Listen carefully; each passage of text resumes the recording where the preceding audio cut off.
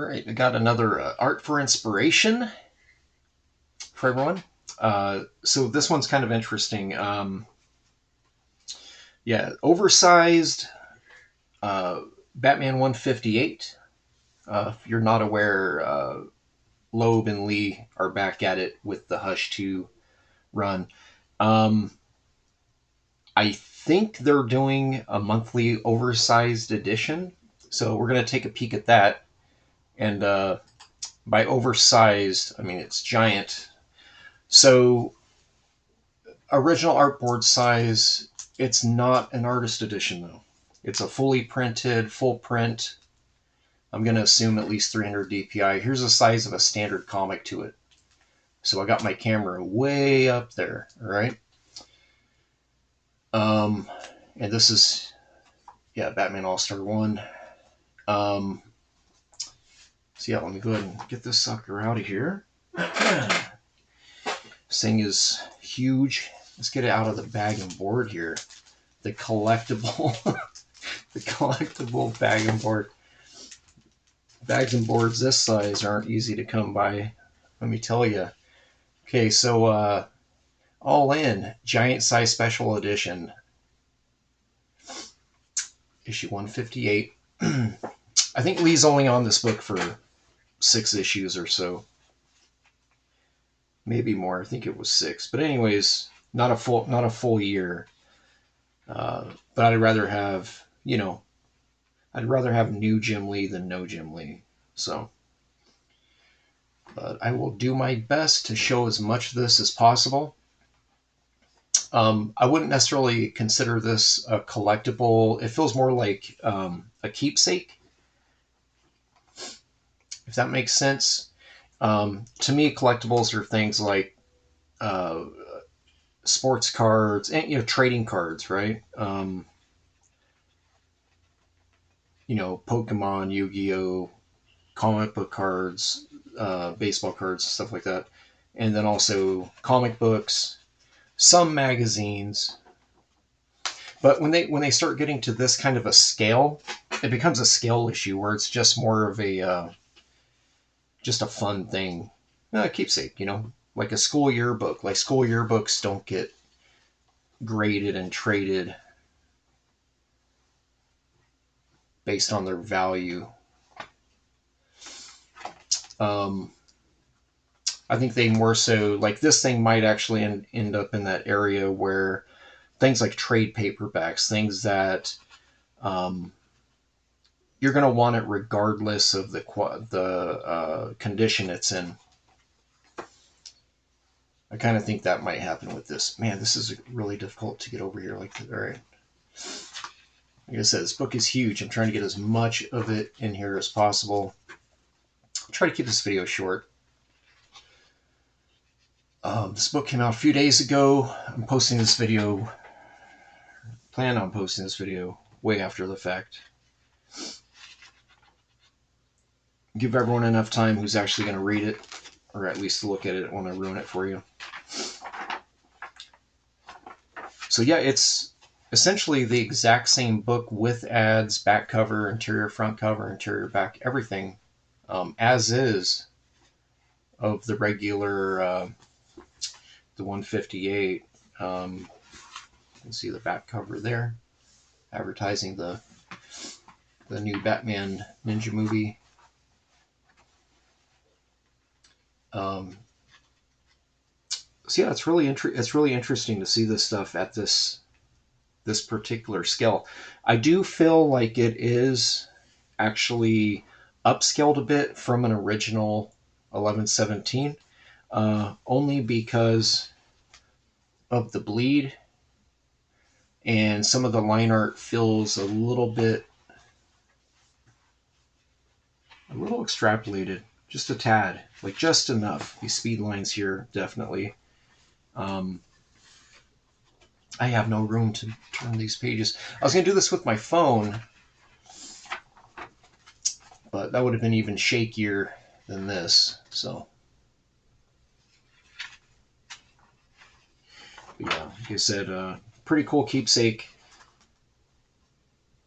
I don't plan on doing any art for inspirations on this particular run of books until after it is in a collected edition of some sort, hopefully hardcover, hopefully a lot of um, a lot of bells and whistles in the back, sketches, layouts, pencils, whatever.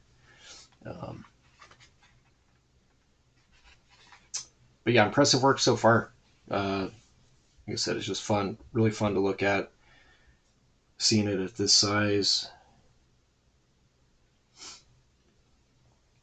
but again, yeah, I know how Jim works, and you can Google his originals to see all the title information on the original is gone, missing. A lot of these borders pushed up to these edges like this. Um, it's not really natural for Jim to draw border to border on every panel like this is in print. So I'm thinking that this was drawn up to safe zone. Scott did the inks on all four edges of each board of each panel, and for whatever reason they bumped it up a little bit more for this edition. It's a pretty cool shot right here. Giant eyes. But yeah, I'm kind of interested to see. Are they going to do a an unwrapped version of this like they did with the original Hush book series? I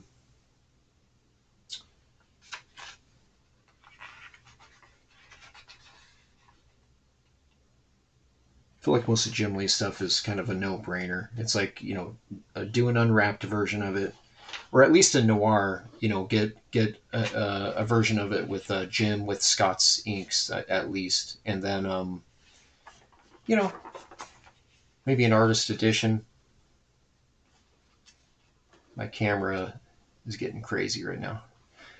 Yeah, maybe an artist edition, hardcover. Throw in a bunch of other stuff too.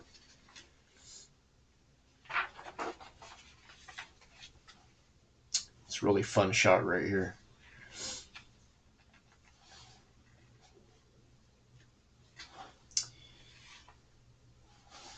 Yeah, it's a single issue, oversized like this. I've already got a few spine ticks in mine just from picking it up. So yeah, it's one of those. Like I said, it's a novelty item, a keepsake. Uh, but I think that when these things get more and more rare, then that's when you're going to start seeing uh, some third party bump. Uh, Kind of similar to like that oversized brass book that came out way back in the day. A lot of people didn't want it because they're like, oh, it doesn't fit in my box. It doesn't really fit anywhere in the collection. I picked it up because I was like, come on, black and white version of Richard Bennett's work. Get out of here. Take my money all day for that. Um, yes, this is interesting. Not discussing story here. Here's a lot of variants to it. Did manage to get a blank. Um, got another shop that's uh, putting aside a handful more of the Hush 2 blanks. I don't know if they're doing with the second book. I don't know if they're doing a more editions of this, the blank and all that. But I'm pretty sure that I read that they were doing an oversized just like this. This thing is so big. Yeah, they're doing an oversized for the whole run of Jim's run, at least of his issues.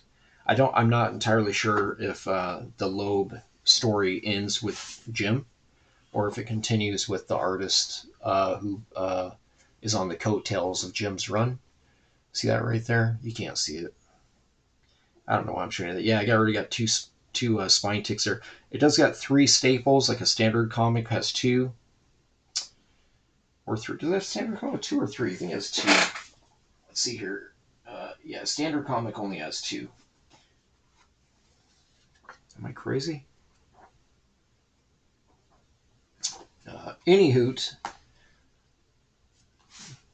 Yeah, this thing is big. Yeah, they got it. They had to triple it up because this thing, like I said, is gigantic. The paper quality in it is exactly the same as the standard printed book. Um, I don't know what this is. Uh, 70 text interior, I think. The cover to this is a little more like a magazine semi-gloss cardstock. So it's nice. You just got to be careful handling it, like I said, because it is a floppy. It doesn't have um, uh, the thickness of like a trade or that. So picking it up like this can create the flip floppity flop, you know. So yeah, I got to be careful with that. But yeah, I'll continue to get these. I am not, like I said, I'm not picking up the standard size comics to this. I'm gonna wait. I'm just gonna wait until some sort of a collected edition comes out, and then they're welcome to put out some black and white stuff too. I'll definitely pick those up as well. But yeah, I just want to let you guys know this is available. Uh, cool little book. Oh, you know what? And also the cost. It was like close to $20. I thought. Let me see here. It was like 16 or something. They don't have the price on here. Oh, here it is. 15. There you go. So they had it at 15. Uh, yeah, you might want to check your shop. It's kind of an oddball item. I don't know. Like I don't really see shops ordering really heavily on this thing. So yeah, it might get harder to get the following issues because of that too. As you know, brick and mortar shops like to cut the cost, cut the fat. Stuff don't sell, you cut the order, right? So, anyways, thanks for checking it out. Have a nice weekend.